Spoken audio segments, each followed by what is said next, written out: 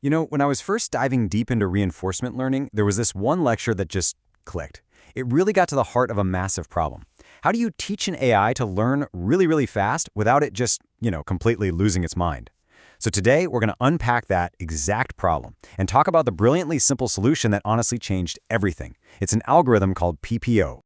Right. This is the million-dollar question. We want our AI to be super efficient, to learn as much as possible from everything it does.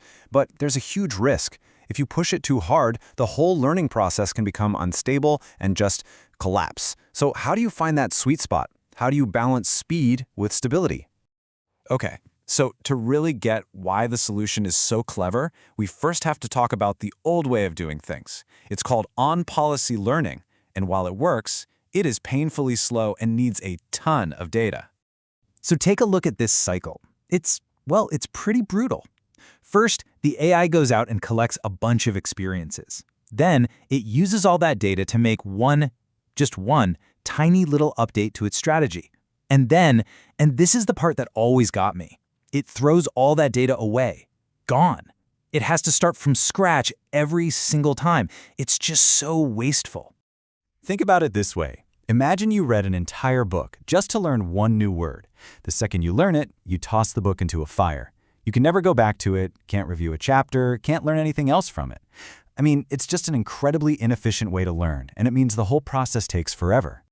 So the obvious next thought is, wait a minute, why can't we just reuse the data? Why throw the book away?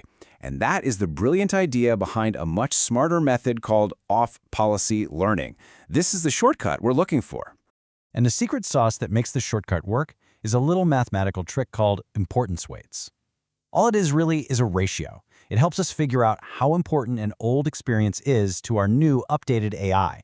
It's like a correction factor that lets the AI look at its old notes and still get something valuable out of them. And the payoff is huge. Instead of making just one tiny update, we can now make 5, 10, maybe even 100 updates from the exact same batch of data. Learning just gets so much faster. But, as you might have guessed, there's a catch. Yep, this is where that quest for speed can go horribly wrong.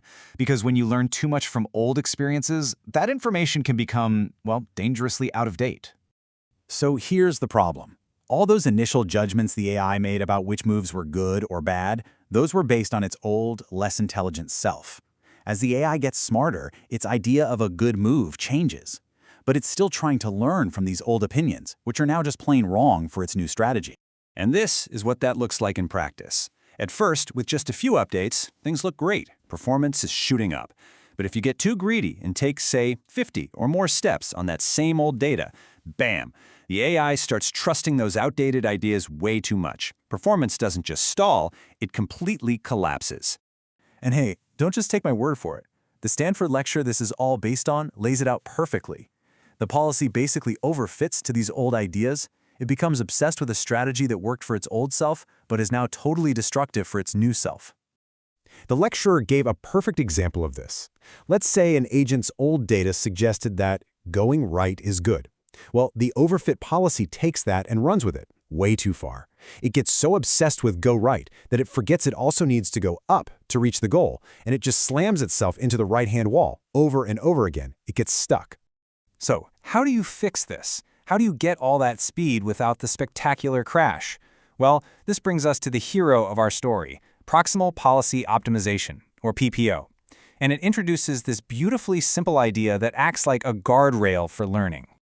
So, there are really two main ways you could try to keep your AI from changing too quickly. The first is to add a penalty, punish it if its new strategy gets too different from the old one. But the second idea, which is what PPO does, is so much more elegant. Instead of punishing the big changes, why not just remove the reward for making them in the first place? And that is PPO's core trick. It's called clipping. It just puts a hard limit on that importance weight ratio we talked about. It basically says, look, I see that you think this is a really, really good update, but I'm only going to let you change your mind by a little bit. Once you hit that limit, there's just no more incentive to keep pushing in that direction. A really common value for this limit, this epsilon, is 0.2. And what that means is the ratio of the new policy to the old one can only swing between 0.8 and 1.2. Any update that tries to push it beyond that range just gets ignored. It creates this nice, safe zone for learning. Honestly, the best analogy is this. Clipping isn't a penalty. It's not a fine. It's just a speed limit. The AI can still drive, it can still learn and make progress, but it's physically prevented from suddenly yanking the wheel and swerving off the road. It just encourages smooth, steady, stable driving. So what's the big deal? Well, this one simple trick didn't just lead to slightly better results, it completely changed what was possible in the field. This newfound stability was the key that unlocked the door to solving messy, complex, real-world problems. I mean, the results just speak for themselves. Look at this chart from the lecture. The old method, vanilla policy gradient, is just chugging along, struggling to get anywhere. And then you see PPO. It learns way faster and reaches a much, much higher level of skill, all because it can safely learn from its data over and over again. Seriously, this stability was like a superpower. It let researchers build and train AIs for incredibly complicated tasks without constantly worrying that the whole thing would just explode mid-training. And that reliability? That's exactly why PPO is a foundational tool for everything from robotics to the large language models we use every day. For instance, this is the kind of stability that made it possible to train a robotic hand to solve a Rubik's Cube. Think about the incredible precision and control that takes. It's just not possible if your learning process is constantly on the verge of collapse. And maybe the most amazing part is that PPO is a key ingredient in fine-tuning the very LLMs that are changing our world right now. That stability is essential for guiding them to be helpful and safe for us to interact with. So when you boil it all down, one of the biggest leaps forward in AI didn't come from some monstrously complex new idea. It came from a simple, clever little trick, a guardrail to keep learning on track. It just makes you wonder, right?